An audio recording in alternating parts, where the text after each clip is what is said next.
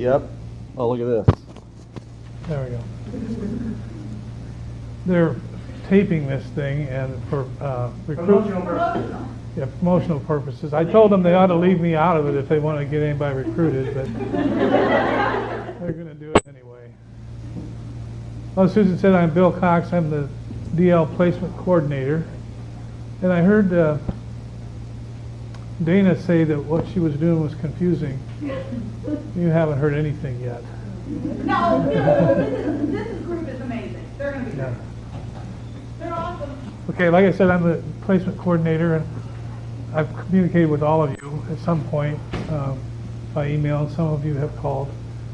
And I want that you to continue to do that. In my other life, I worked 36 years in the schools of Iowa. I was a social studies teacher, a counselor, elementary principal, high school principal, and for 25 years a superintendent. So I think I have some perspectives on this profession, and maybe can give you some help. The object of today is to first familiarize you with the handbook and the syllabi. Probably not the most entertaining stuff you're ever going to run into, but I guarantee you, if you learn what's in the handbook particularly, 90% of the questions, no, 95% of the questions you would ask me, you won't have to, because it's all there. I'm not saying that you shouldn't ask me questions, but you might receive an answer like, look at page 5 of the handbook.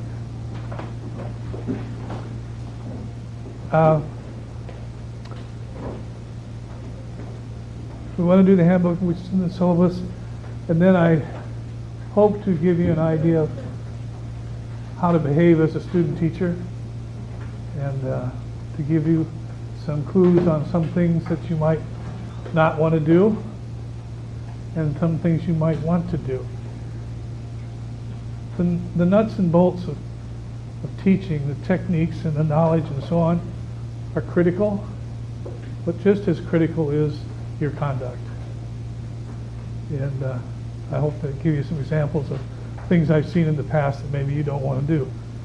So let's just take a look, start right now with the handbook. If you would open it to the first, actually page 3.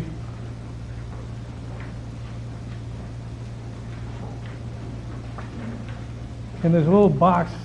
By the way, when we get to the end of this, you're going to say, gee, we went through that pretty fast and we skipped around a lot, and you'd be right. So if you get lost or I'm unclear, whatever, just stop me and we'll make it clear, hopefully. But on page 3, there's a little box towards the bottom that says student teaching is a full-time experience. Student teachers are to maintain the same working hours as their cooperating teachers. Student teachers are not permitted to miss days or leave school early to accommodate athletics or any other non-student teaching related function. If you have to leave early or whatever, you need to clear that with your co-op. But the point to me of this box is student teaching is a full-time job. Okay?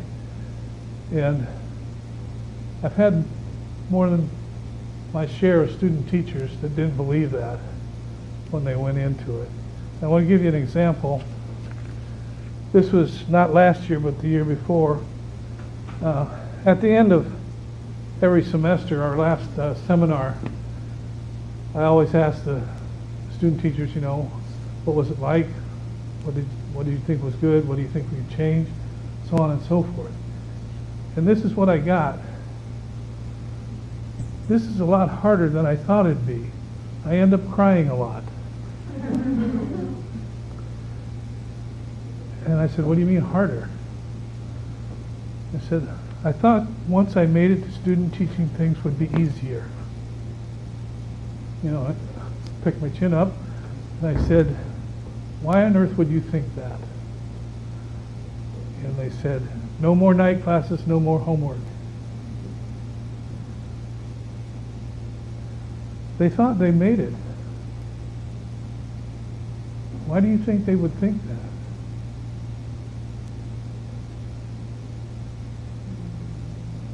Well, they told you no more homework, no more night classes, but why?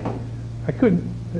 I was stunned because I remember, as far back as it was, I can remember student teaching, and I remember you work your fingers off to do it.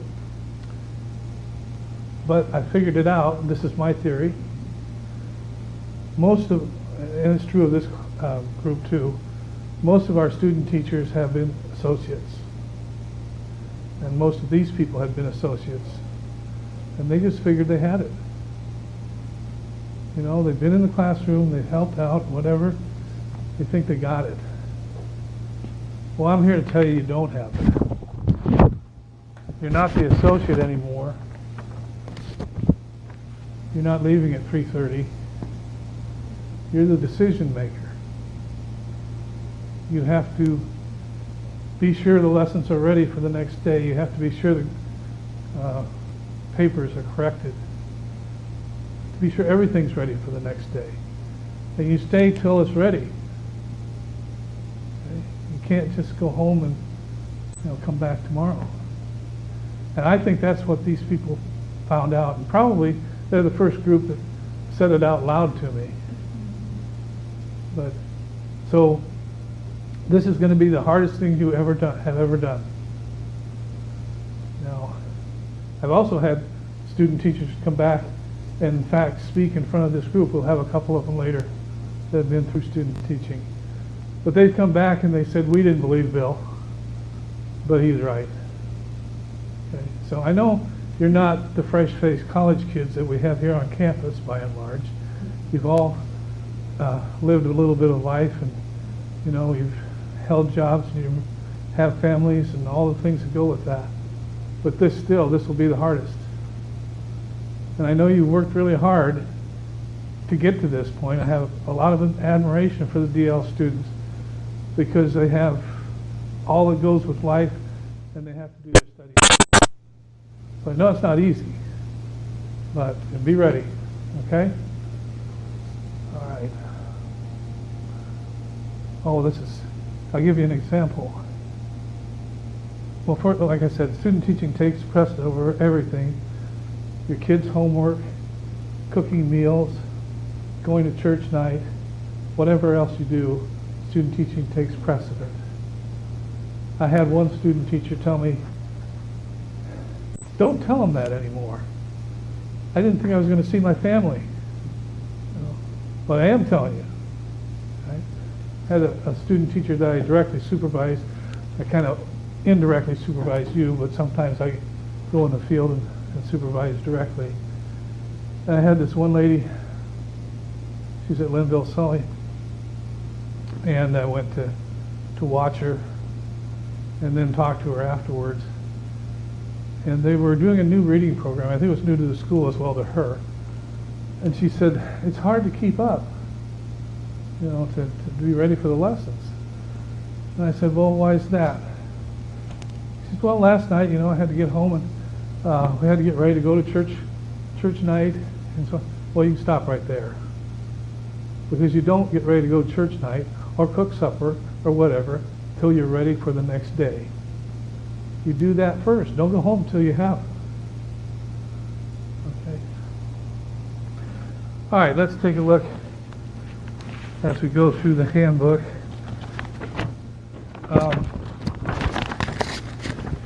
Page 4, the first paragraph there. Your assignment is either a 16-week assignment or 2 8-week assignments. And during that time, you must teach full-time 6 weeks. So that works out to 3 and 3 if it's 8 weeks each, or 6 if it's a 16. That's not negotiable. It has to be 6 weeks full-time. So the people, and we'll come through this a little bit, but the people that have 8-week assignments, you got to jump in pretty quick. So just be ready for that. You can go down the list there, the 8-week placement, just kind of the schedule of what you might do in the different weeks. And it's, you can read it, I don't have to read it to you, but like week 1, that's where you're kind of getting acclimated to the school and so on. Number 3 is important. Take that week, learn the student names. It really makes a difference if you can call a kid by their first name as soon as possible. Now with me, even as many years as I taught, I've got to have a seating chart so I can associate, it's just that I have to. College kids love that, But I find out, I don't know about elementary, but with college kids, if I just let them come in and sit down, and then I write down where they sit, and they always come back to the same place. So I don't have to really make a seating chart, but anyway. Learn their names. Week 2, become involved in 1 or 2 classes as agreed with your co-op. Okay, a lot of people, I don't know why, and it's fine, they start with spelling. And they run the spelling lesson. But, that's between you and your co-op. I always think team teaching is a good way to get started, where you both teach part of the lesson, and you plan cooperatively. And I think most co-ops would be open to that suggestion if they happen to ask, and I'm sure they will ask you, how do you want to work in? And then you can see the rest. Week 3, for the 8-week people, you're going to assume all the classes sometime during that week. And then you go 4 through 7 full-time, and then mostly week 8, a little bit at the end of 7 maybe, you start to hand back the classes. And in the time, like week 1 and week 8, where you're not full-time teaching, that's the time that you want to do the assignments, the observations that we'll look at here in a minute. Try to get those in. 16 weeks is the same thing, you just have more time. Who's 16 weeks in here? 2 of you, 3 of, we got 4, okay. So, yeah, you have a little more time to work things in. It's the same idea. Let's look at page 5. This is your cooperating teacher's responsibilities. I'll send this out. The co-op teachers and the supervising teachers have a orientation on August 21st, which we're going to be invited to also. But I'll go over this with them. But the co-op has to be sure we have a building consent form signed. I used to send those out to the principal. In fact, I think it still says that. I found that I didn't get them back from the principal. The principals are really busy. And so I send them to the co-op. And the co-op usually will make sure that we get it back.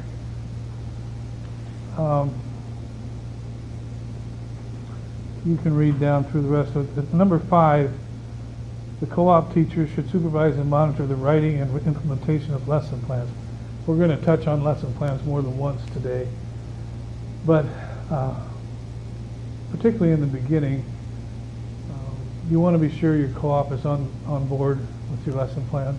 I'm sure she looks at, I think they're all she's this time, maybe not. Anyway, he or she looks at them and agrees with where you're going and so on. Plans should be written in a manner agreeable to both evaluators, the supervisor and the co-op. I'll say this later also, but we do have a template for lesson plans, and it's in here. But you don't have to use that. And I know, as well as I just said that, I will have somebody ask me, do I have to use that template? No, you don't. You can use it, or you can use whatever your co-op teacher uses, or whatever the school uses. Just be sure to have goals, or objectives, materials, action, and evaluation. And that's a basic lesson plan, whatever form you put it on. Okay? The rest of this you can read. It's pretty common sense. Page 6 is an important one. if you looked at the schedule for today, one of the bullets was how are student teachers evaluated. So this is it. There are two forms of formal evaluation, okay? And then there's another. So, on week 2, the co-op should do a disposition.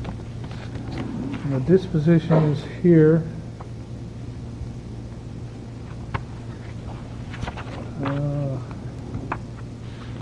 On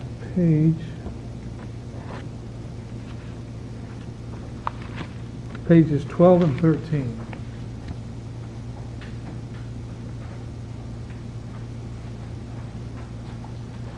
This is a William Penn form.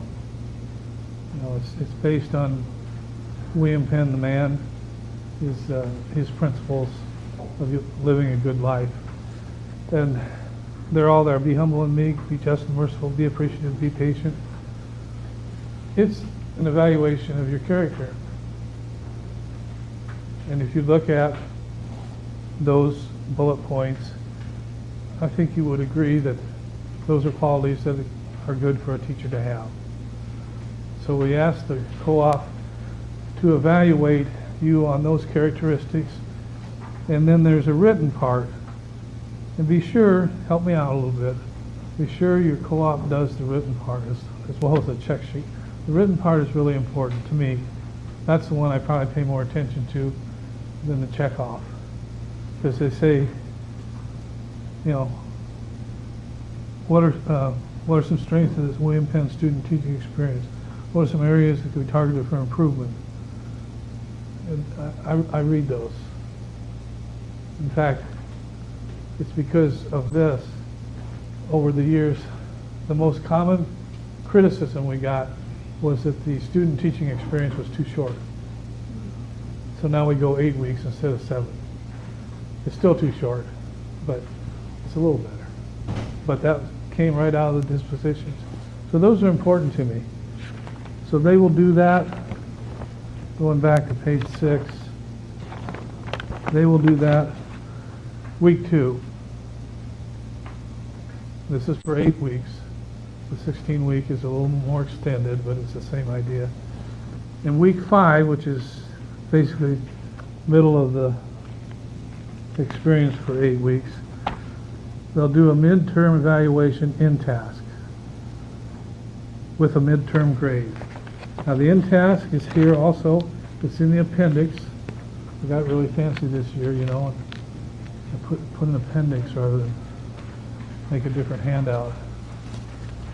The in task, I'll wait till you get to it. It's in the back.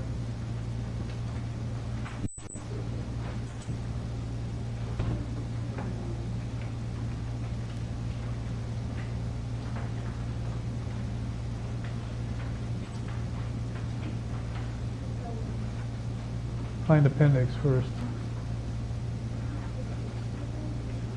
No, that's not, I can tell you that's not it.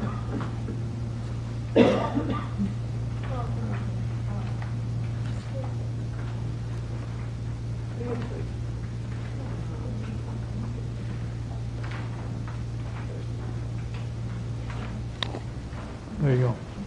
So this one was in you, so that's something. Pardon? This is something. Yeah. Is this different in task? No. Oh. What are you looking at? Oh, I thought I'm hearing things. I thought you said in task, so I It went is to... in task. Oh, These but are the this in- is... Those are the in task standards, and the in task form is based on them. Oh, you're fine. Okay. The in task form tool is based on in task principles. And those are listed in your book too. The in task principles and the Iowa teaching standards are very similar. And, you know, between you and me and the four walls, I don't know why they ever went away from the Iowa teaching standards as an evaluation tool, but they did. So the DE did. So we have to use this. But look at the in task, just kind of thumb through it. it's a tough form. And they have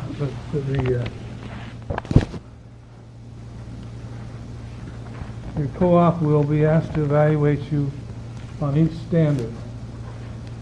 For instance, K-12 Iowa Teaching Standard number 1 demonstrates ability to enhance academic performance and support for the implementation of school district achievement goals.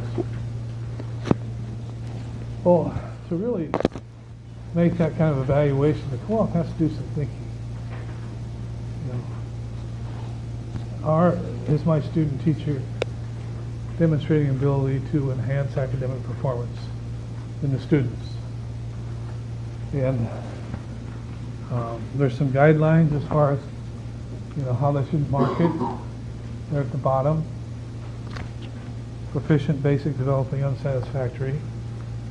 By the way, when you have the midterm, if you get some developing or basic, don't worry about it. I mean, you shouldn't be proficient in everything the first time, I don't think. A lot of them mark it that way, but it's nothing wrong with having one of the lower scores in the midterm. Anyway, I will encourage the co-ops when I talk to them, and I'll say this to you now because you sometimes have to help them along. They should start early on this. Like in the first week, end of the first week, the co-op should go through the in-task and say, okay, well, am I observing any of these things? Can I evaluate them now? They might not be able to do it the first week. That's kind of, you haven't really done much. But I'm telling them, don't wait till the fourth week to sit down one afternoon and try to do it all. But it's going to be a long sit to do that. So if they can either go through and mark it as they go, or they can make notes to help themselves when they come to the time. But they should not wait until it's due. But anyway, the in-task is the real evaluation tool. And the grade that's put on the midterm and the final is the grade that you will get as far as teaching performance. Some other things that will go into your total grade, but this is the biggie. 60% of your student teaching grade is the formal evaluation. With doing well on that and doing pretty good on the assignments, you're going to be fine. Doing good on the assignments and bombing on this, you're going to fail. Now, I've never had anybody fail student teaching. I had a couple that had to withdraw, but that was more from other things rather than their performance. But anyway, what you get on this is important.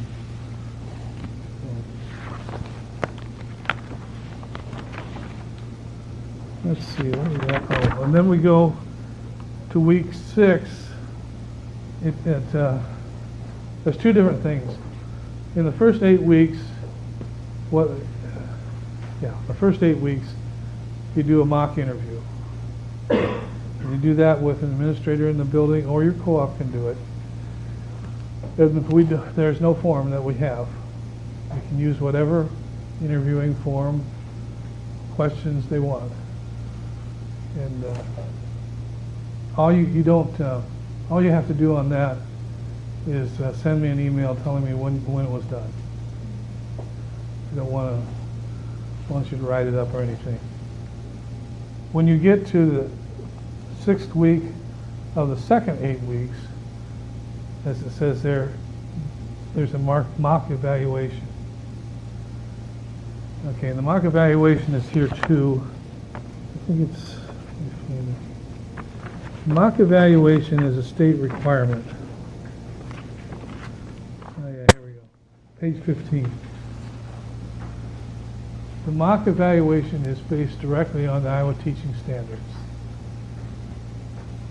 And it is, well, a small part of your grade, because you'll do the mock evaluation with your, again, co-op or administrator. And you write a reflection of what you learned out of it, and then that gets uploaded on Moodle. Have I lost you? I'm just looking for the mock. Page 15. Not in the area, that's where I told you confusing. But anyway, based on the Iowa teaching standards, what you need to do, and I don't, it says it somewhere in here, but look at the Iowa teaching standards, and like I said, they're real similar to the InTask, but you want to build up a folder of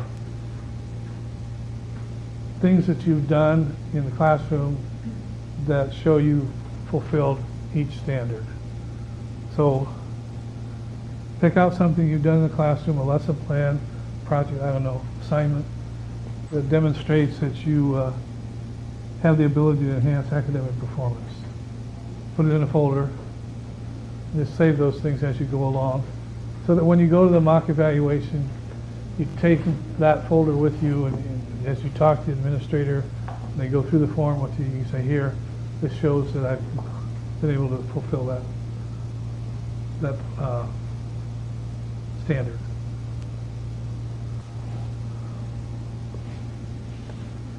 All right? So those are the three kinds of evaluation that you'll have. And the disposition and the midterm are twice each 8 weeks, or 4 times in the 16 weeks. Same thing.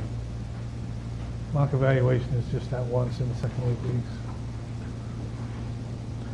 I said if it gets foggy here, you need to stop me and ask questions. On page 7, this comes up somewhat frequently, so I wanted to highlight it. Subbing regulations involving licensure. You cannot sub while you student teach. And this happens, the administrator will come to you with your co-op sick or something. And I'll say, can you take the class today? You know, and you've been teaching a couple full weeks or whatever, you feel like you can probably, but you can't. And you can tell them, Bill Cox said, I can't do that. They need to hire a sub, and the sub can be your super co-op for that day or for a couple days or whatever, but you're not licensed. You can't sub. Don't let yourself be put in that position. So you can still like lead that class that day, but there has to be a licensed teacher in the class. Correct. Yeah. You may not sign a teaching contract until you have your license. You can apply, yes. Okay. Evaluation for just a second. Yep. When you're saying keep some of these things in a folder to prevent moving boxes, is this some stuff we take it away can or while we're While you're student teaching. while we're doing? Yeah. Okay. Just want to Good question. You can't sign a contract till you graduate, but certainly you can apply. You know, as you near the end of your student teaching, you know you're going to finish, you'll be fine. Yeah, I'm sure you'll be looking on, what's the website? Teach Iowa, yeah. For me, it was the Des Moines Register, but that was, oh, wait a minute.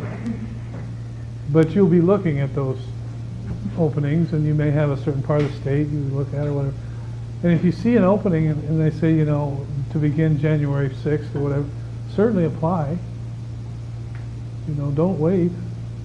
And you'll just say on your application, anticipated graduation, whatever, the December 21 or whatever it is.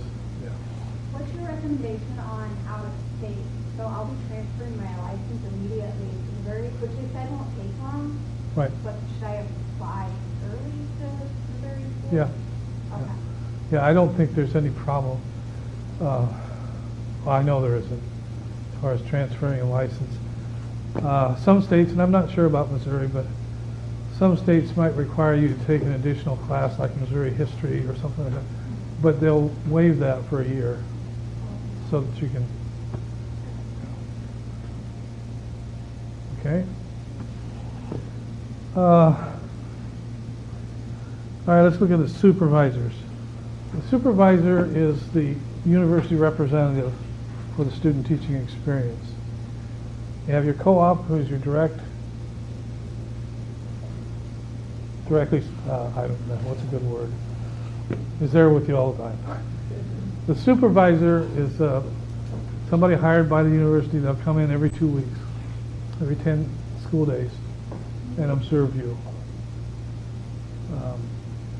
Here in this area, they're usually one of our profs that goes out. In the outlying, the DL areas, there's somebody that I hire, and but they're good people. They're either former teachers, former coordinators, former administrators. So they all had experience with evaluation, and they will be helpful to you. They'll come in every 2 weeks, 10 days. You look at number 3 there. Tells what the formal observation should be like, and that they will provide you written feedback on the lesson that they see. And hopefully they'll be able to sit down with you and talk about the lesson and what they saw. If they can't, and sometimes schedule forces this, they'll make arrangements to call you or email you, or whatever, but there'll be some kind of exchange. The observation form is here, and let me find it.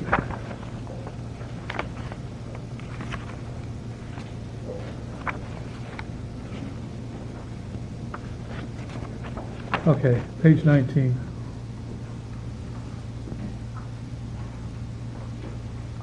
And this form is used for all our student teachers, main campus and DL. And it's based directly on the Iowa teaching standards. They will be looking for as many of these points as they can see in a given lesson. They might not see all of them, of course, on a given time, but they will record as many as they can. And that's what they'll base any discussion with you about or with. And they will also, and we'll look at this in a minute, but they'll also give you a lesson plan grade and a journal grade. So it's important that you have your lesson plans available when the supervisor comes. You're going to have them there anyway. And then your journal. And we'll look at what the journal is here in a couple seconds.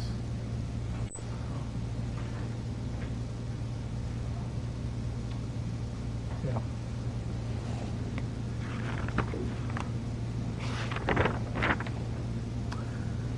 If we go back to page 7,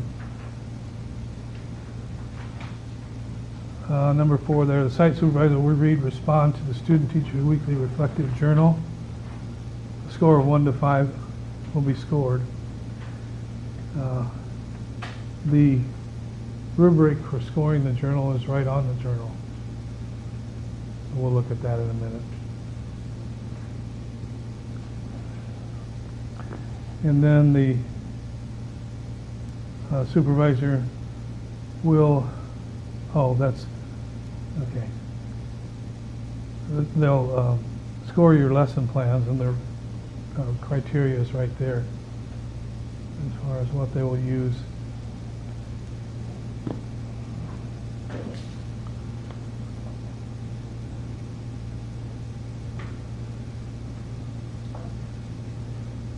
That one, number 6 there is just saying that the supervisor and co-op need to agree on the lesson plan form. All right, now to the big one, number 8, page 8. Student-teacher responsibilities. It talks in the first paragraph again about the length of the student teaching assignment It's 16 weeks, 2 eighths, whatever. It says there, students who are assigned 2 8-week student teaching, and that's for 16 weeks also, required to complete a minimum of 35 school days in each assignment. All right, that's the state minimum. You have to do that. We do 40 days, 8 weeks. The reason, I don't even know if we should put that in there anymore, but 35 is the minimum, and if we run into trouble, we can fall back on that. And like last spring, we ran into a lot of trouble with snow days. And thank goodness, everybody was able to get 35 days, so we were okay. And you know, we'll work with that. Usually the fall people don't have a lot of problem with it. Who's the spring people here? Oh, I was thinking there was another. Well, anyway, that's kind of when we run into trouble. The other thing is with spring is that almost all schools anymore have a spring break, and that makes things tighter. You know, but it worked out last spring, and I got to believe it'll work out again because that was a bad one. I had one school, they missed 10 or 12 days. Now that really made it binding. Minimum of 6 weeks teaching. Okay, here's another one we'll look at again. Number 8. Those are the observations you have to do in conjunction with student teaching. And I'll go over this again when we look at the syllabus, but we're going to do it a little different this year. In the past, we've had people do their observations, and they submitted a reflection on each one on Moodle. There's a place on Moodle you can do it. I'm going to try this semester and see if it works, or this year. And the schedule for your observations is in here. You'll do your observation, and we'll talk about it briefly in our seminars. So the first assignment is an interview with a school psychologist or counselor. So you'll do that, and at our first seminar, I'll have each one of you reflect on that interview. And it will necessarily have to be short because we have 15 or 16 people in the first 8 weeks. So, you know, we need to move because I have other things that we do in the seminars. But I'm going to try it this way and see how it works. The catch is, if you're not ready to reflect, to you know, give your account at the seminar that we have scheduled, you don't get a chance to make it up. You just don't. So we'll look at when you're going to do what, and you just have to be aware and do it. And number 9 does not apply to the DL students. It says there all student teachers must return to campus for scheduled sessions. Well, obviously we're not going to make you drive from wherever every 2 weeks. That's why we have our seminars on Zoom. Okay. All familiar with Zoom? Sure we are, yes. And that's worked really well. So I send the URL out a couple days ahead of time or something like that, so that you and your co-op can log on. All right, the rest of it is requirements for licensure and the evaluations that we've looked at, so we can go through that. There's a due process for conflict resolution. We're not going to have any of that, so we're good. So I want you to look after page 19, after the observation feedback form. There's the syllabus. Oh, wait a minute. Am I supposed to?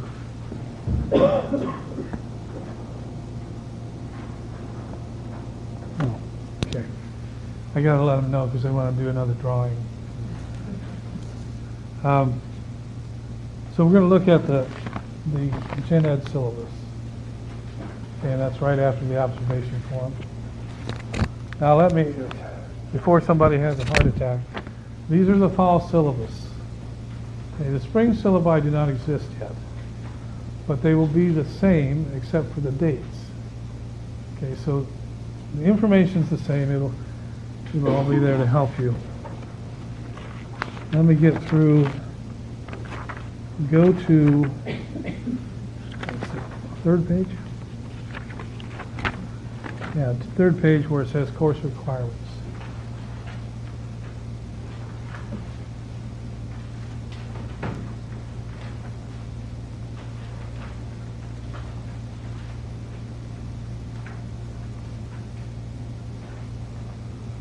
Everybody with me? Okay. All right, due daily, the journal. The percentage besides these is how much of your grade this is. Okay, so the journal's 10%. There's the template for the journal is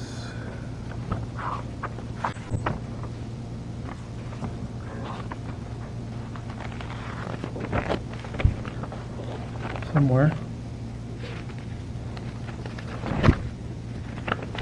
Okay, it's in the appendix. It's after the end task.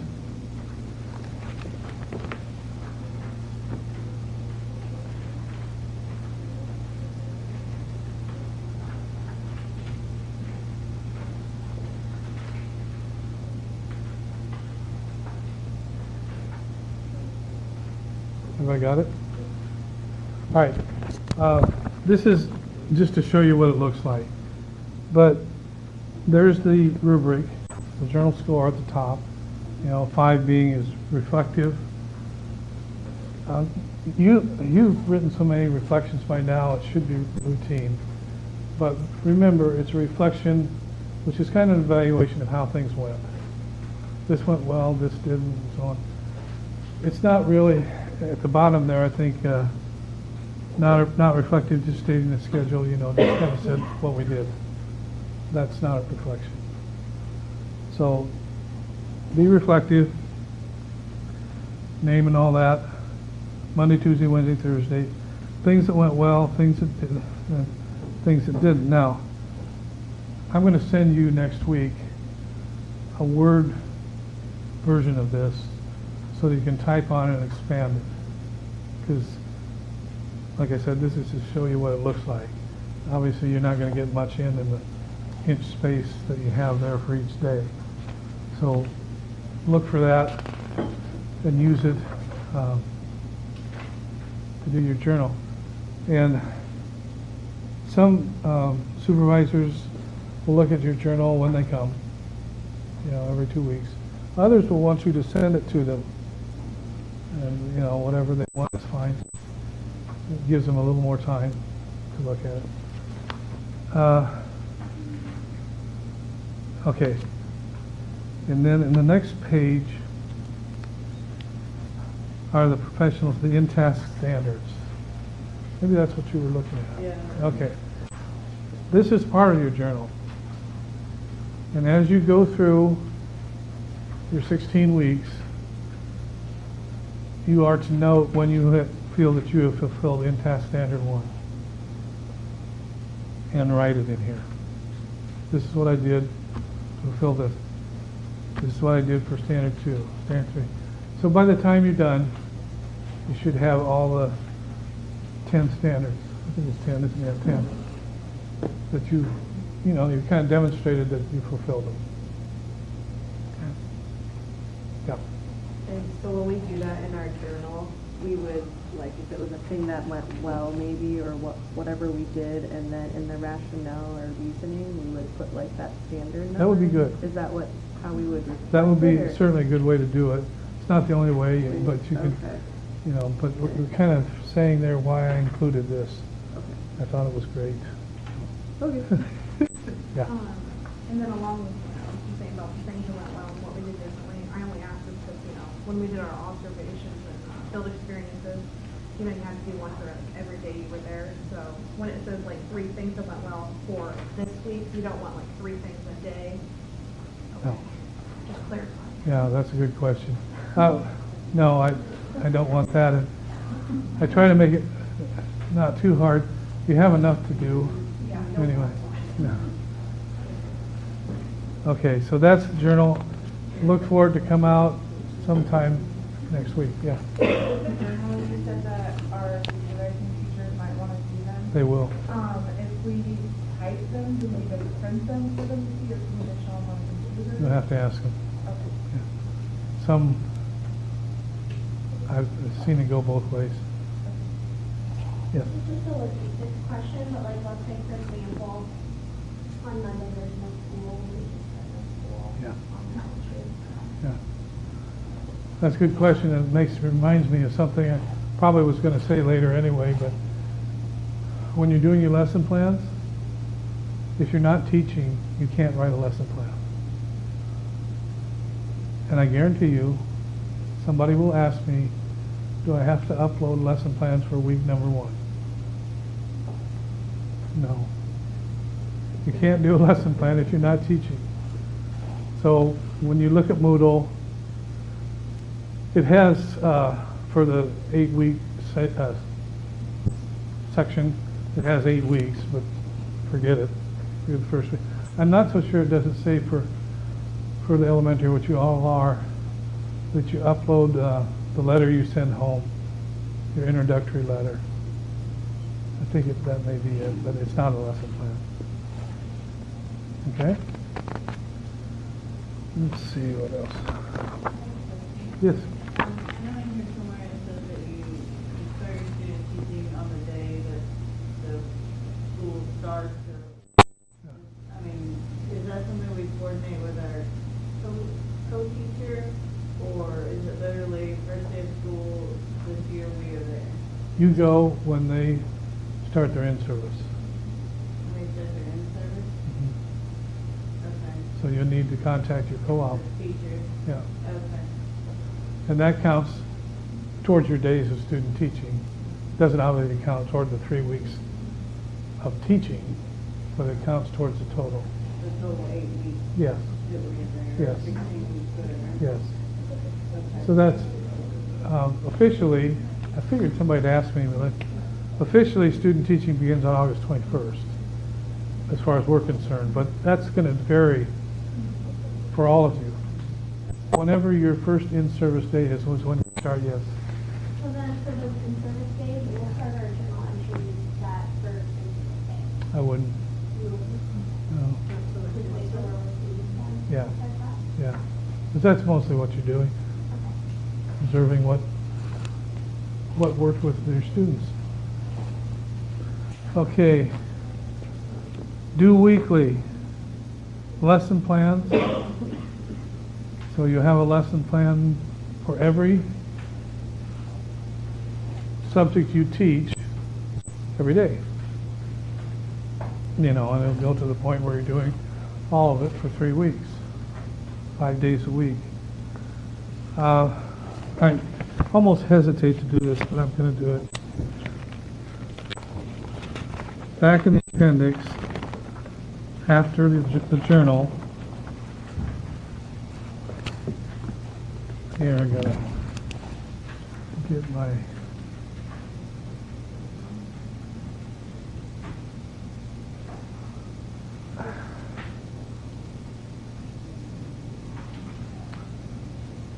you don't want that. I knew I shouldn't have let Dana use this. All right. There's a lesson plan template back there after the or whatever, after the journal. This is a modification of the William Penn lesson plan template. The lesson plan template that you learn to write on is a good teaching tool because it makes you think of the steps that you should be thinking about in planning a lesson. It's not practical in the field. You know, that's all you would get done if you don't. This is a much simpler version, and you can use it or not. Just whatever you use, be sure you have objectives, activities material and an evaluation. And that's basically what you see here. Okay. Now my famous AV, I'm really good at this, you know. But I want you to, how many of you, I really feel bad about asking this because I always feel old when I do, but how many of you remember Saturday Night Live? Or not Saturday Night Live, but what's that? Saturday Night Fever, the movie. Anybody? I've heard of it. But Oh, good. All right, well, this is from Saturday Night Fever, and I want you to tell me, Tony is the main character. He's the young guy that's the super dancer and everything. I want you to tell me, as soon as I get this thing to go here. I hate it with my left hand.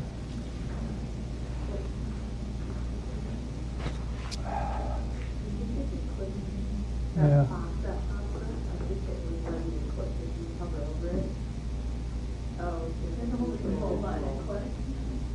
I don't know why it's doing that.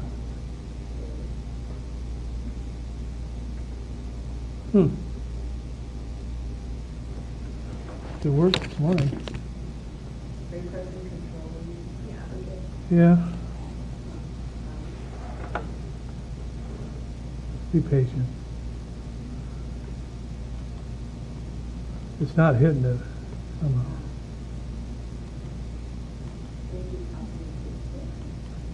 Shouldn't have to.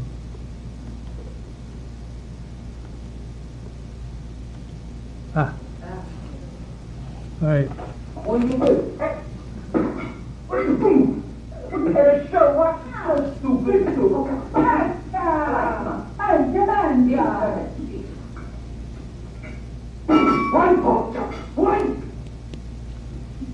So what's his dad trying to tell Tony?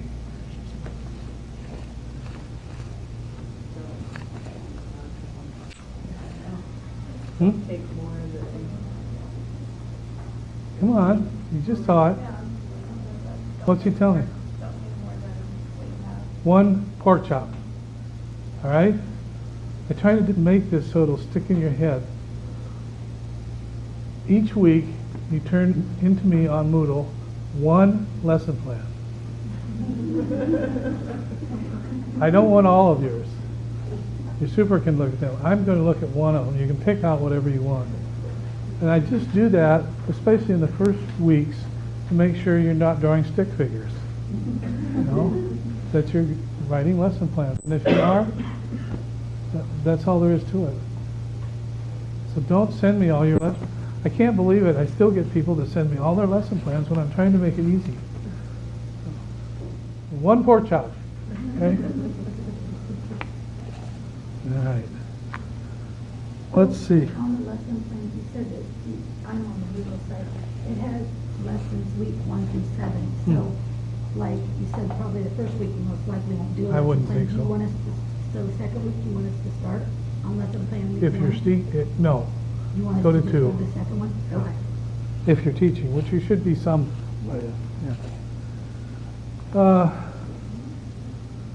video recording, you need to video record yourself sometime during the 8 weeks, and we will do a reflection on that. It's in the last seminar, I think. So do that.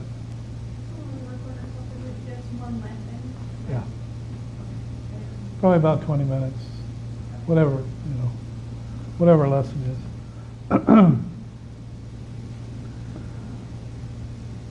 The next bullet is outside observation assignments, number 4.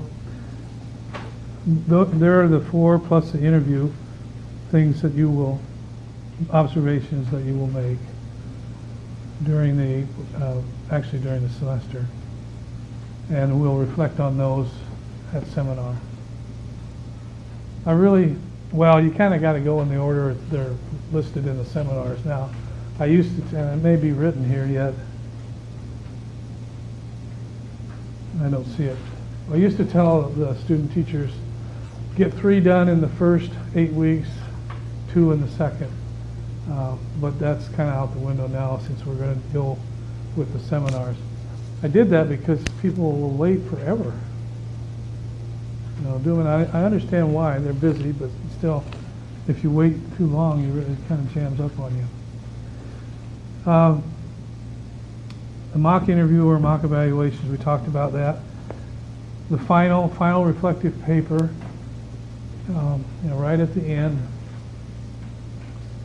And I forget now, well, let's see. I've got the end of the first week, 8 weeks is 10/16, October 16th. So I'm going to need it before that. That's probably around the time midterm grades are due. But anyway, at the end, write a reflective paper about your experience. You know, I read these and I'm always impressed with the thought that people put into these reflections, things they've learned, and it's just, I enjoyed it, yes. For those of us that do AE, will your reflection paper at the end of each one? You will. Okay. And then also another question sort of is that at the end of our first 8 weeks, then how much time before we start the next 8 weeks? It kind of depends on when it ends. Officially, again, the second 8 weeks for me starts 10/21. But if it ends on a Friday, you'll probably start Monday. If it ends on a Wednesday, you'll probably start Monday. So it kind of depends on when it ends. Also, it could depend on if we're running into day trouble. Although, like I said, in the first 8 weeks, we usually don't. You know what I mean?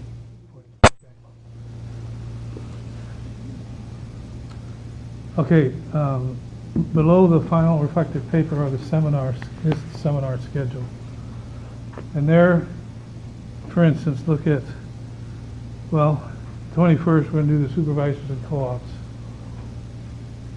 orientation. September 3rd, we're going to do the counselor interview. So be ready for that. You got to grab that counselor in the early days and do your interview. No, I don't have any questions for you. You ask them. Mostly people ask, why did you decide to become a counselor? Because most of them were teachers first.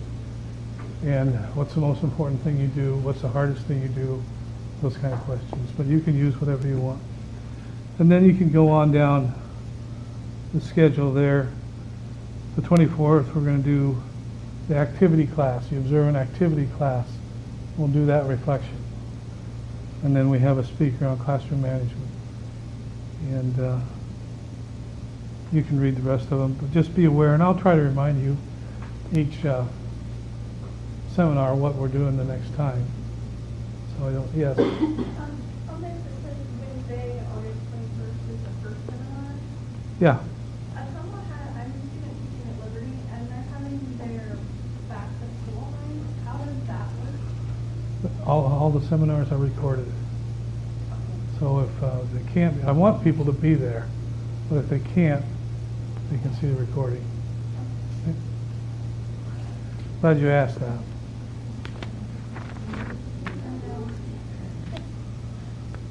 Okay, and there you can see that the last part of the syllabus has kind of a schedule for when to get things done, but you're going to be kind of dictated to by the seminars.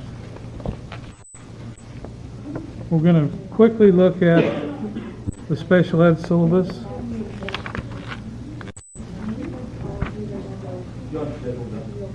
Yeah. I'm about ready for the, huh?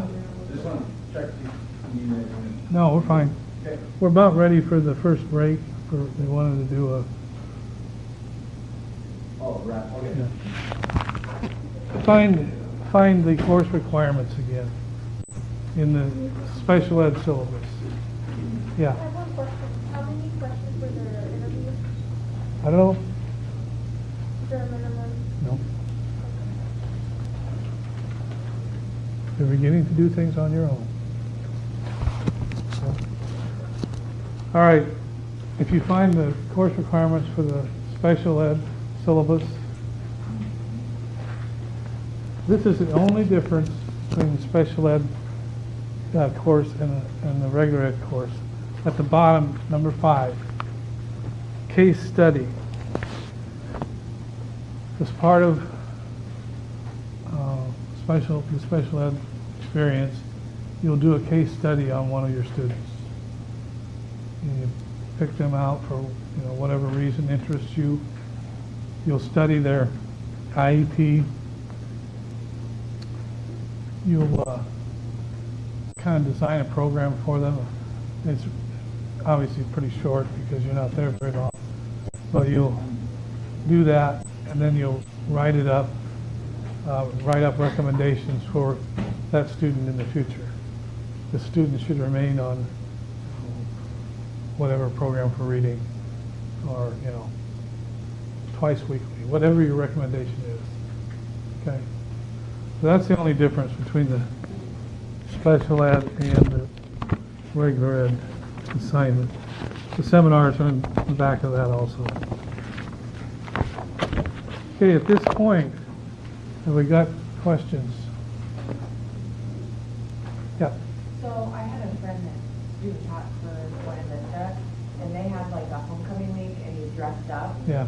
And he got marked off for it. Really? So is it okay, like if they have a jean day, if they wear jeans, Yeah. or, okay, I'm going to talk about that in the second okay, half, but yeah. okay. Yes. So with our supervisors, I'll be teaching in Missouri. Yeah. Will I know who that is before they come It's your superintendent or principal, I forget which. Okay. What's the name? My co-op No. or the principal? Yeah. I don't know, Mr. or Dr. Andrews, I believe. Yeah, that sounds right. Yeah, so he would probably be the one. He will be. He will be, okay, perfect. Okay. Okay, Groucho, let's go. This is what I put up with this pain. And I feel like, here, you can draw. Oh, I get much worse than that. Got one? Yeah, you got one. You want to read it? That's why I was handing it to you. Dina!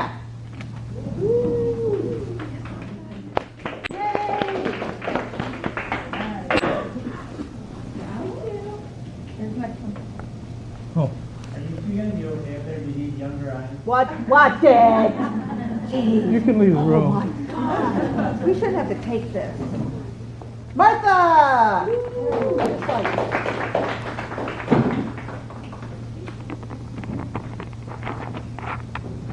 do this one.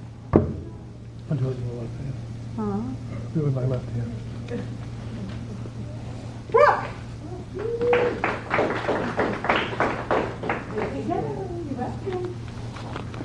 All right, another one. Jeez, Hey, we're nice. my here. arms are getting Oh, tired. jeez. Line.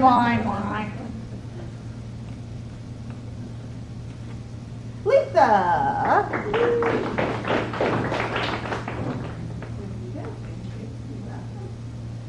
Last one for right now.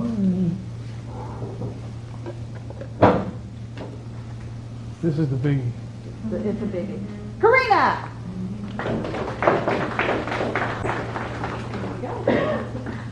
All right, you're done with them for right now? No, I'm not done. I mean, you can stand up and stretch a little bit if you want. Stand up. Walk around. Go get a drink, but don't be very long because we got about half of it to go yet. I forget. Well, we're not going to make 11:30. That's okay, we've got Yeah, a whole it's- hour there, it's and okay. that's, I'm heading out. Do you need anything Is it working? Yeah. No, I don't. When we're finished, You push that red button, I can do that. and then it'll come up on the screen. The save. Probably. Yeah, it is. It'll come up on the screen, you just type a name in. You're not gonna be able to see it. Type a name in. Like, No, first Rob, half, let's- student let's- teaching first half, and you'll put, and then you'll hit the button and it'll start uploading to the cloud. A keyboard comes up. Yeah, it'll come up, yeah. All right.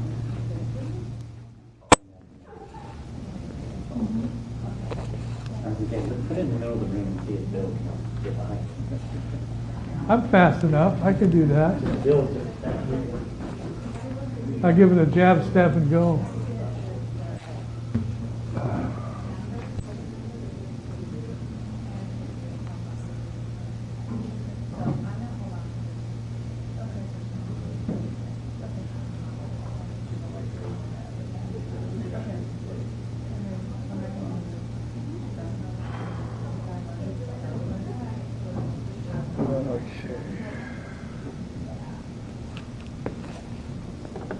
Bill, Yeah. I'll share one little thing about what I found out so far in the application. I'm sorry, your time's up. I know, but may I please have 2 minutes? You think it's my entire time fitting into the correct attire or not? Yeah, I think this is you. That's good. That's good. That's a new one. Huh, so there you go.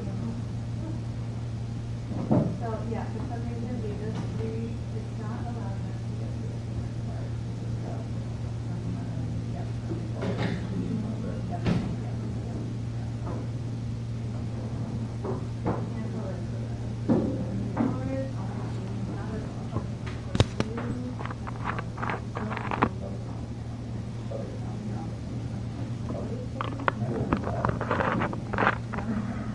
Okay, Kathy.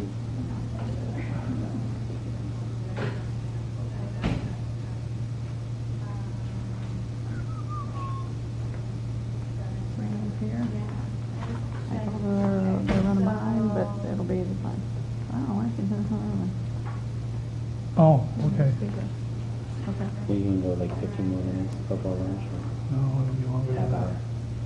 Somewhere between that. Okay. And that saves enough time.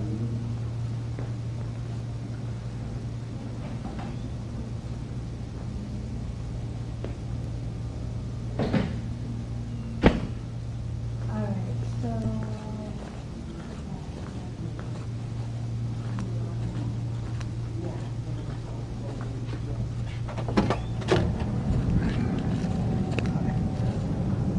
Okay, You wound them, Bill? I am. I had to make him leave.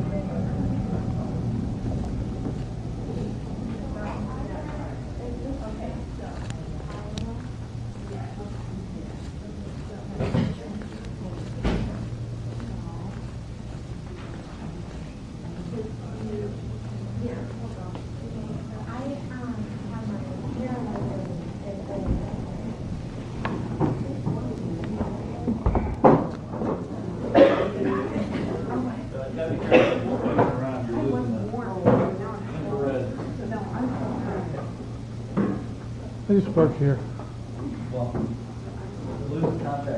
I know. Send them back in, Rob. All right. Where's Derek?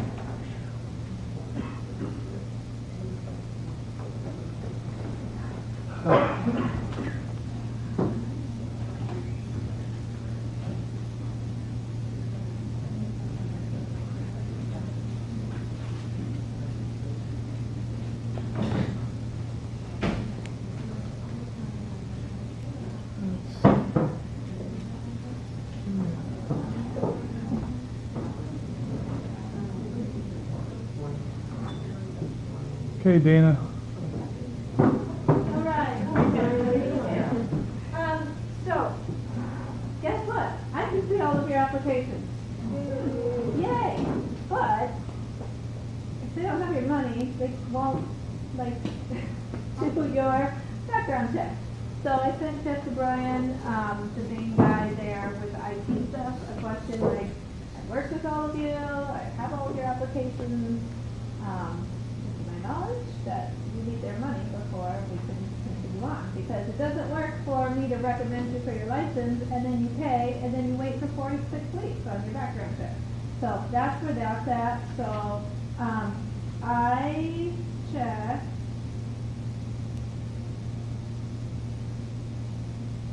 everybody off except for Elizabeth, because we're still trying to get her into the system for whatever weird reason there.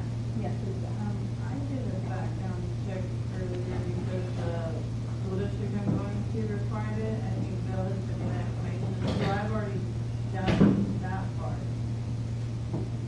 Okay, when are you getting that license, or that certification? No, I think she means her student teaching district. For student teaching, was that a separate That's a background check? different background Oh, okay. check. You're in Atumwa? Yes. Yeah. Yeah, unfortunately, that's a No, that's different. fine, didn't want to like pay too much, but it. I hear ya. Exactly. So, that's where I'm at. Thank you. Thanks, Dana. All right. We did the nuts and bolts, the student teaching, the requirements and assignments and so on. Now we're going to do the body. Okay? This is about how you conduct yourself, which is critical. Okay?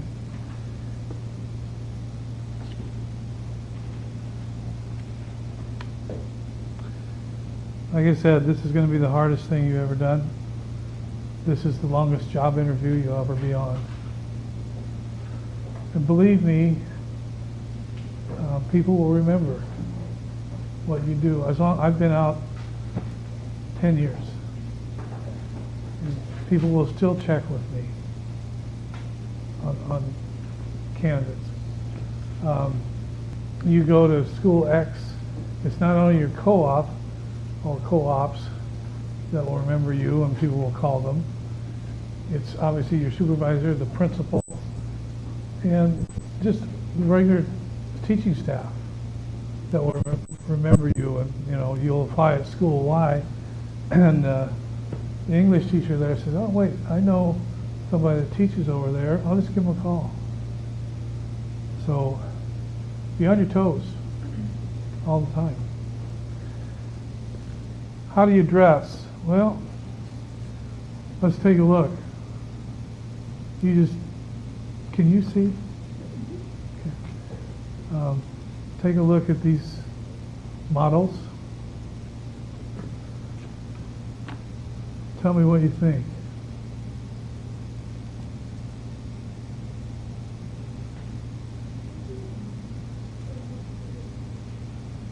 What do you think about these?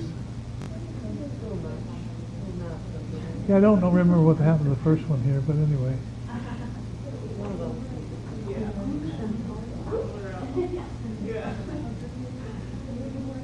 How about these?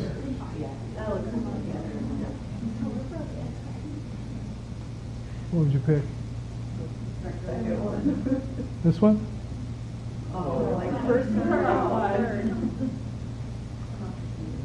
Well, she looks.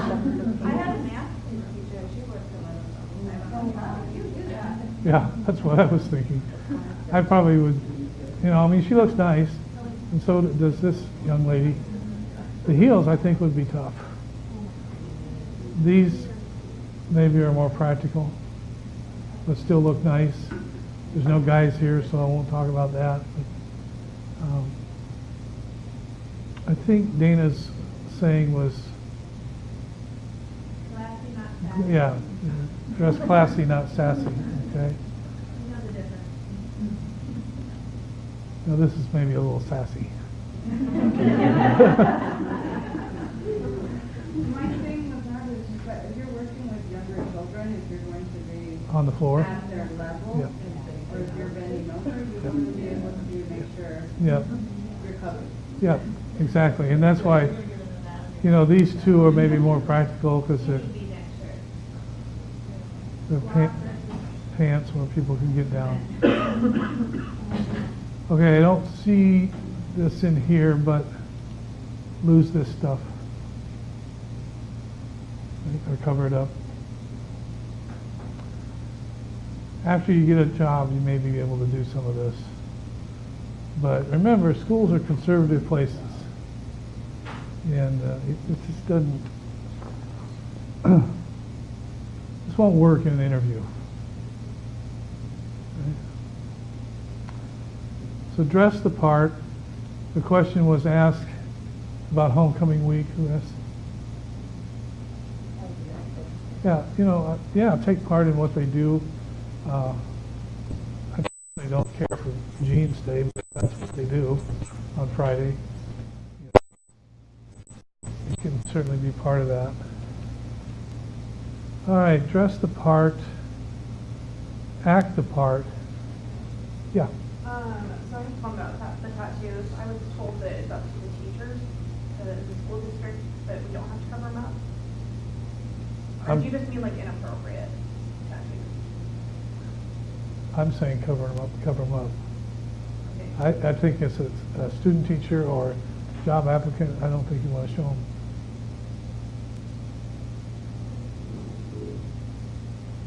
I mean, I know that the school may say it's okay. I'm just telling you in general, I don't think it's helpful. So,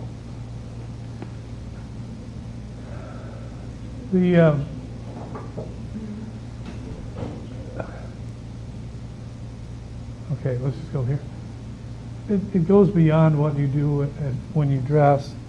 I got this one from a school a couple of years ago.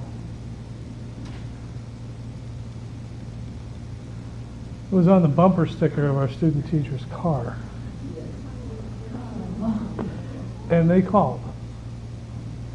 Now, admittedly, this girl was in a little hot water anyway, and they were kind of piling on.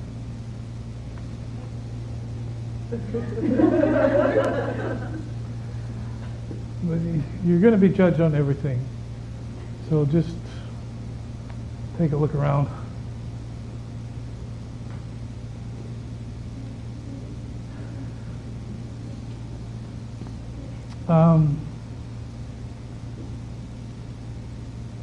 We are gathered here today to pay our respects to someone who was dear to so many of us, just as the Israelites wandered through the valley in search of bountiful pasture.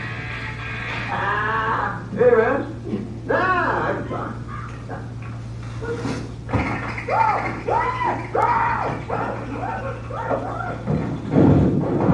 Cell phone, Carlos. It's real. Shut off your cell phones in school. Don't obviously use them like you put the kids to work on something.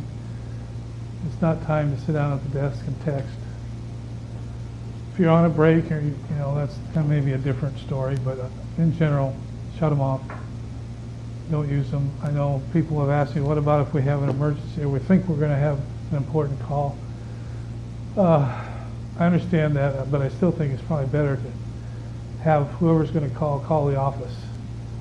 And almost every classroom has a phone in it anymore, and they can get a hold of you right away. So set the example as far as cell phones.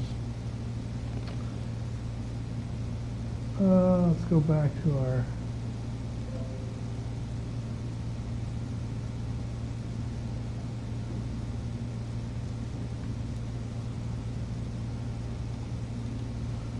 social media. I realize you're elementary, so it may not be quite the deal, although the upper elementary kids, I'm sure, have things. Anyway, in general, don't text your students, or if you do, it says don't do it if you're unwilling to copy your administrator. Many schools require that you copy your administrator if you text something. So I think it's just probably a better practice not to. I know that sometimes it's helpful. This is probably more on the secondary level when if you're coaching track and you're going to call practice off, you know, you might want to let all your athletes know, and that's legitimate. But in general, I wouldn't text them.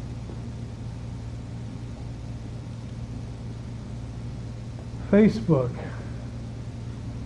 You want my real advice? Get off of it. Now, I'm a hypocrite.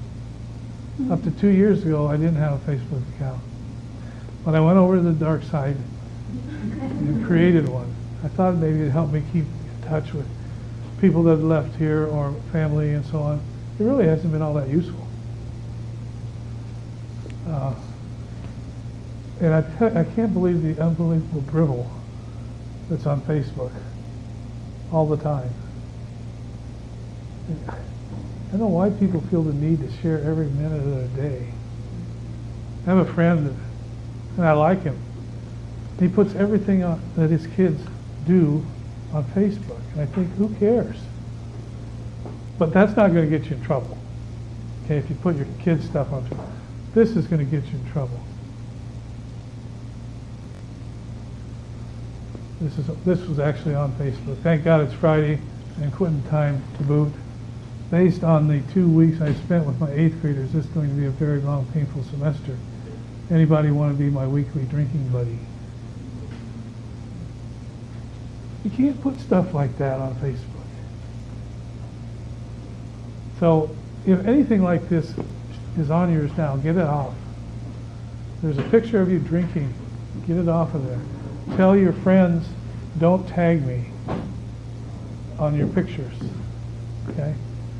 And I know Stephen, I think, had an administrator that in the interviews he would ask to see the Facebook page. Yeah, he would ask, he said, pull your business page for us, they have a laptop and for them to see it. Like, that was photos, so it makes it look good. And if they wouldn't? If they wouldn't, they said, thanks for your time. Yeah, interview was over. So, I don't see the benefit myself. You say not to have it, I don't have it. Good. That's how they communicate. On their page, yes. Yeah, but you have to have an account to be able to get on it, because I mean, I can't see anything. Yeah, get my point though, right? Yeah, no, I mean, I see what you're saying, but you said not to have it. That's what, well, you know, maybe that's not possible in this world anymore, but I'd be really careful with it.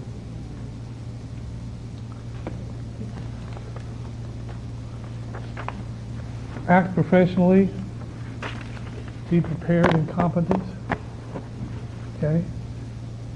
Honest, truthful, ethical, in all your dealings with anybody. Okay, this is a rigged question, but what's the most unprofessional act that you've seen?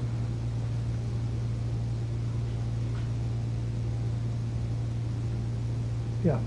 Just one thing that I've had from my experience with Sarah is with coworkers that often come in late every day. Okay. I just don't think that's No, it's not. And it certainly would reflect badly on a student teacher. Yeah. During one of my experiences, I would go in the teacher's lounge and I heard things that I 100% did not need to know. Mm-hmm. Along with that, all students, like, do I have to go in there? I would advise you to stay out of there. Okay, so is that just like antisocial? Or even when I get a I know. job, like, is that antisocial? And people will be like, this girl hates everybody? You know what I Some mean? of them might say that. Okay. In the last, I don't know, 20 years, better than that, when I was still working in schools, bear in mind, an administrator, so the teachers didn't want me around anyway, but I went and ate with kids. I always sat at different groups. But you know, you're right, and I was going to talk about this in a little bit, but it may not be totally practical to not go in there because you do want to form some ties and so on. But my God, don't take part in what they talk about. I mean, there's things said in teachers' lounges or workrooms that are terrible. Stuff comes out of teachers' mouths that should not. Anything else unprofessional? Where I work, a lot of the teachers were workout clothes, like Oh. every day of the week. Yeah. So you can tell that the students don't respect them at all. They see them more as friends and like their peers than their superiors. Yeah, good point. And going back to how to dress, you know, I mean, you don't want to look like the kids. And every day, almost every day that I was in school, I wore a tie, sport coat and tie. I'm not doing that right now, but yet, I was going to say if there was any guys in here, this is the minimum. Dress shirt, dress slacks. You know. Draw a line. Good one though. Well, like I said, that's kind of a rigged question. The most common unprofessional action is not working hard enough. There's teachers that have taught for a while, and they just kind of go on, retire on active duty. And they don't continue to work as hard as they need to. They probably still do a decent job. But to be a good teacher, you need to work hard all the time, every year. And you put in the time, put in the effort. Yes, you know, I mean, you'll build up a repertoire of things that you use, which make things get easier, but work hard. Come early, stay late. You'll be under pressure, so over-prepare.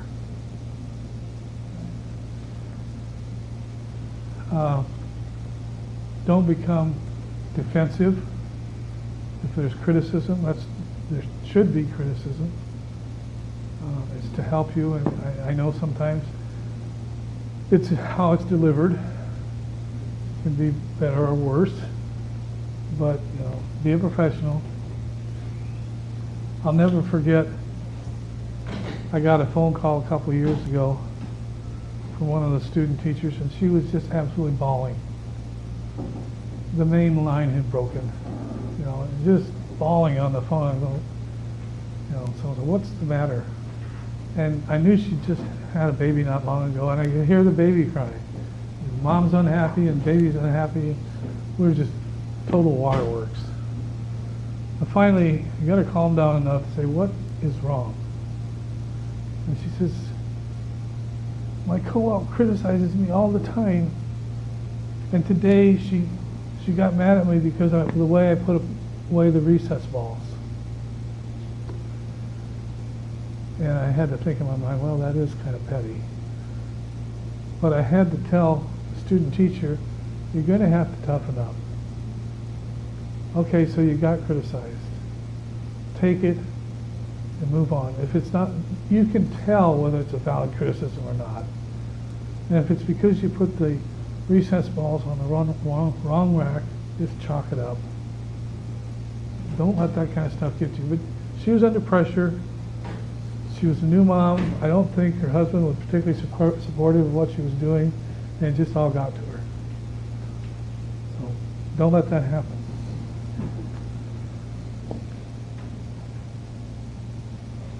Always have a backup plan. Like, you know, if the computer doesn't work, be ready to go with paper, whatever. The co-op is the boss. Okay, what she wants or he wants, that's what you do. If you want to do something different, clear it. You know, I'd really like to teach this lesson like this. Well, they're probably going to let you. But don't just do it. Be sure it's okay. Be sure it's accomplishing what the co-op would want. I'll never forget this one student teacher. She about committed professional suicide. She was student teaching, and in those days, for special ed, we did a split assignment, so that you could get the K-12 certificate all in one time. Like if you spent half the day in elementary, half of it secondary, whatever. Okay, so they had an in-service day, and they had different presentations around the district. And the co-op teachers and the principal wanted this student teacher to go to this certain one. She didn't want to. She went to a different one. And they were pissed. And they didn't forget it the whole time. And when her grade came in, it was a D, which is failing for student teaching. Unfortunately, I knew the supervisor well, and I called her up and I said, is this an accurate grade? And she said, no. And those two never forgot that that student teacher had defied them. She said by the time student teaching was over, the student teacher would have licked the floor for them if that's what they wanted. But it never overcame. Well, fortunately, talking to the super, I I felt justified in changing the grade. And we moved her up, and she's she's teaching now. But you don't want to do that and find yourself in that position.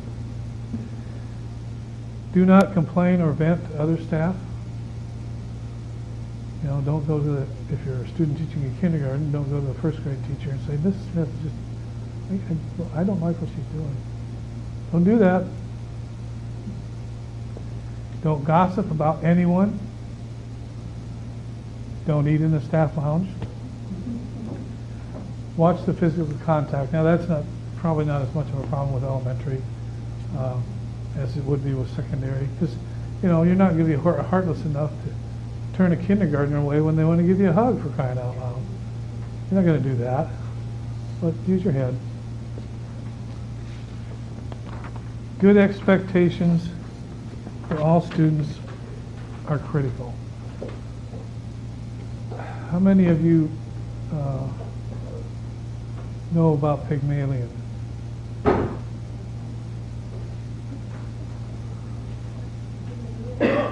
We talked about it in class, but I don't really remember what it is. Ah. Sorry.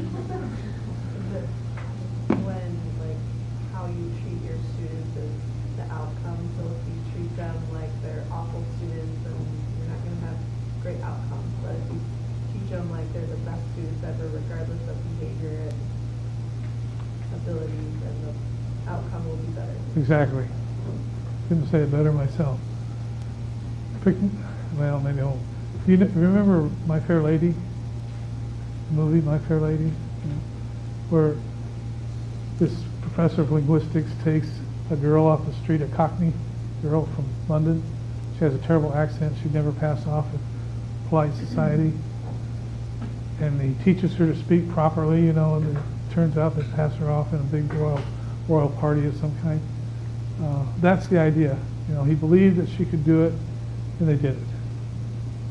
And there's a study, it's called Pygmalion in the Classroom. It was done by Rosenthal and Jacobson in California some years ago now. But they took some ordinary first and second graders and just divided them at random. And they told one group of teachers with, you know, their classes, I didn't tell them anything. You know. The other group, they told the teachers, these kids are ready to take off. You know, tests show that they're ready to take the next step to be great students. And they tested them before the beginning of the year and then at the end. And that's exactly what happened. The ones that were told nothing, they just did ordinary. The ones that were supposed to be good, they did great. That's because the teachers believed that. And they wouldn't settle for them doing less than well. Now what does that mean? It means if somebody turns in a substandard assignment, you go back and you say, you can do better than this.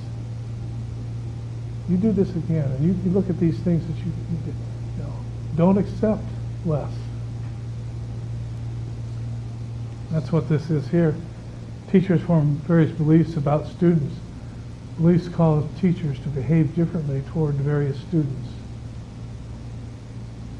For capable students, teachers provide a warmer socio-emotional atmosphere. They smile more often, they're more friendly, they're supportive. Direct new material and questions to students to be perceived to be brighter. Less capable students, they're less warm atmosphere. Smile less often, less friendly, give less support, fewer chances to learn new material. You don't let them take on the new stuff. They don't think they can handle it. How do teachers behave differently? Capable students, they're allowed to make corrections when they give a wrong answer. They look at the student more, give nonverbal signs of support, pay more attention to responses, give more wait time, spend more time talking through process. Less capable students, do not allow corrections when called on, make less eye contact, fewer nonverbal signs of support, less attention to responses, give less wait time, sometimes do the work for them. So don't find yourself doing what's on the less capable side. You got to treat everybody well. You've got to believe they can all learn, even though it may be a different pace. You got to like Susie Anderson up here in the first row with the white crisp dress, and you got to like Terry Thompson in the back who wears wrinkled t-shirts and doesn't smell very good. They're all the same. And don't think about your own prejudices. We all have them. Okay? That's not the disgrace. It's the disgrace of not being aware and working against them. Okay. Yeah, enough preaching on that, but it's important. Attend activities. Students will notice. You know, if Miss Jones is at the Christmas play or whatever it is. Have a plan for your own illness. What are you going to do? Your child's illness, breakdown of a car, other family member illnesses that you have to deal with. And the plan is not go to school, except you're sick. If you're sick, you shouldn't go to school. But these other things, you just need to be, who's going to take care of your kid? Who's going to get you to school? Just have a plan. Okay, here, let's see what I'm trying to tell you here. They're going to break in here pretty soon and make us go to lunch.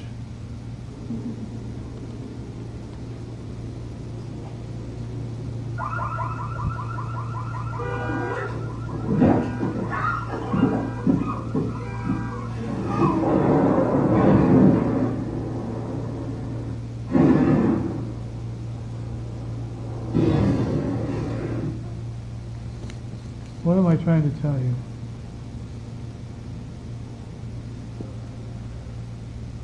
That video always reminds me of a classroom without a good classroom management plan.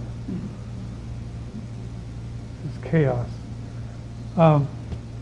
You probably won't have a chance to design your own plan because the co-op will have theirs. If you're a first 8-week teacher, you might have a chance to have input. But know the classroom management plan, understand it. If you don't understand it, ask the co-op. You know, what exactly is this? Is classroom management discipline?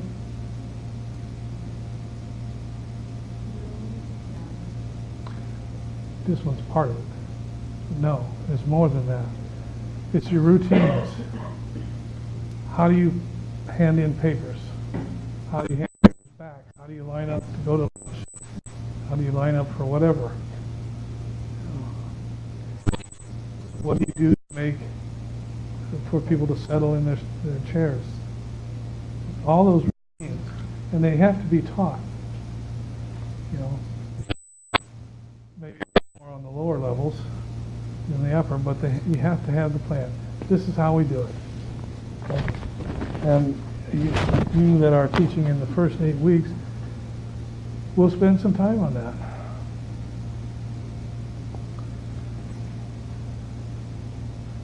Okay, the other, you know, I said discipline is part of a management plan. Don't be afraid to hold students accountable. All right? They know when they screwed up, and they know it's your job to take care of it. So, you know, they expect it. They may not like it at the particular time, but they know it. I'll never forget, I had a student teacher, another one I directly supervised. I went out, she was doing small group reading, and one little girl, I can't remember now what she was doing, but she wasn't paying attention, or she was talking or something.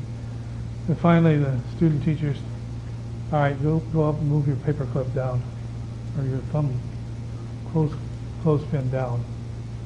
Well, you've probably all seen that, right, classroom? And then after it was over, she said, do you think I was too hard on her?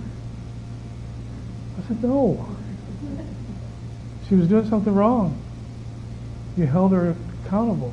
Don't be afraid of that. Everybody wants to be liked, okay? But separate it. They will not hold it against you in the long run. Let's see. Oh, there's another good one. I went to supervise, observe a student teacher. Actually, this was her videotape. And she was teaching something, I don't know what. The kids were just noisy. They're talking all over the place. You know, I could hardly hear the teacher myself. And she finally says, you know, if you be quiet, you learn a lot more. You know how effective that was? If something doesn't work, do something else. But don't give in. Don't try to talk over the noise. You know, get control of it. All right, I'll remind you, student teaching is the hardest thing you'll ever do. So how are you feeling now? We're doomed.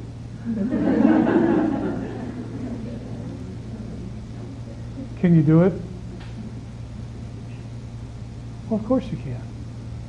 Too many people have done it successfully that you can't do it. Instead, put in the work. Do the right thing. You'll be fine. The force will be with you, always. All right, it's lunchtime. Yeah. One more thing. I just went through everybody's applications and got everybody's enough help to finish the English. Couple things. The reading endorsement and the special ed endorsement are complete. So I just Right. want a couple of you put say the K6 instead of K8. So just so you know, it's a K8 endorsement for reading and special ed. There might be a couple that have all of the coursework done for K8 and 512. For special ed, they'll work with you. You'll either teach at the K8 level and get that certification now, or teach at the secondary level and get the 512 certification. You will not get the whole K8 and 512 special ed certification through your student teaching. So if you are wanting the second certification endorsement, then we'll work with you after you have your license, then that's something you add afterwards. Now this one, to clarify that, sometimes it gets confusing, but if you have questions, let me know. So, and same with the secondary reading endorsement, since there's no student teaching aspect to that, you could finish with both the K8 reading endorsement and the 512 reading endorsement if you've done all the required coursework and errand schoolwork, if you really to make sure you have that. And again, if that's something you add later, you can do that and you can add it later. Okay? Questions on those two things? You can ask me individually during lunchtime. Okay? Okay, I think they want us out there.